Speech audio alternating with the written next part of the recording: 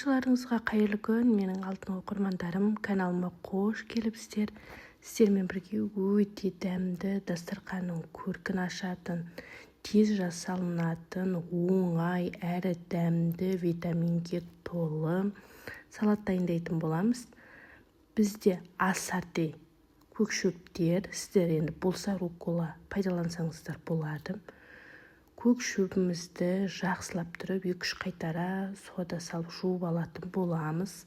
Одан кейін салфеткаға немесе сулыққа жақсылап тұрып кептіріп, осындай әдемі үлкендеу тарелкамызге орналастыратын боламыз. Свекламызды алдын ала пісіріп алдық.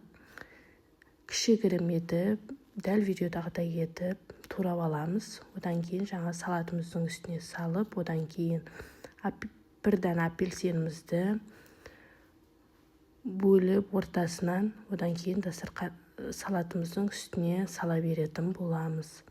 Тез жасалынатын, оңай, тіптен қолыңызды ұстамайтын ең дәмді салаттардың бірі. Одан кейін творожный сыр алдым. Менде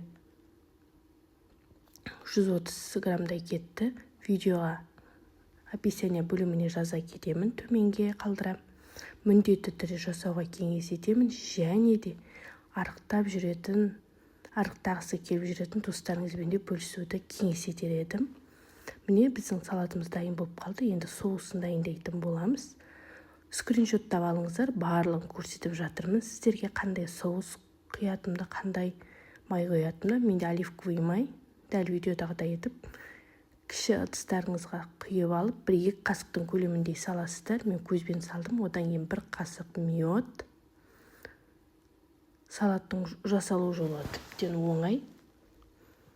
Одан кейін қантымызды, 1 қасық тұзымызды салып, жақсылап тұрып, араластырып алатын боламыз. Сладкий соусты салуды да ұмытпаңыз. Мен дәл осындай түрін пайдаландым. Сіздерге видеоға көрсетіп кетейін.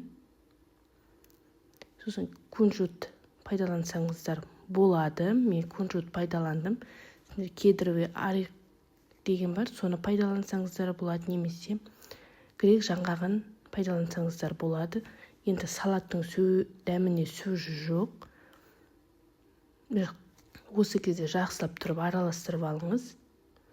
Медімізді ерітіп, жақсылап, одан кейін қасықтың көмегімен дәл видеодағыдай етіп құйып бастайсыз. Меруерт асханасына тіркелмеген оқырман болсаңыз, тіркелуді, лайк басуды, комментарий жазуды ұмытпаңыздар. Енді қазақша каналдың дамуына үлестеріңізді қосып, қолдап жүріңіздер.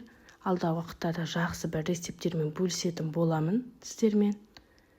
Енді үлкен етіп, үлкен ыдысқа жасағаннан кейін дастарханда дәмді көрінетіні, тез желініп қоятын, қалмайтын салаттардың бірі. Міне біздің дәмді салатымыз дайын болып қалды. Греческий салат деп те атасаңыздар болады.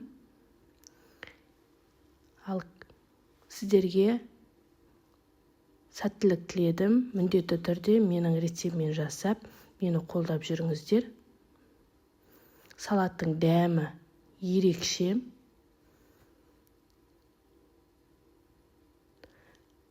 Сау болыңыздар, келесі кездескенше сау саламатта болайық.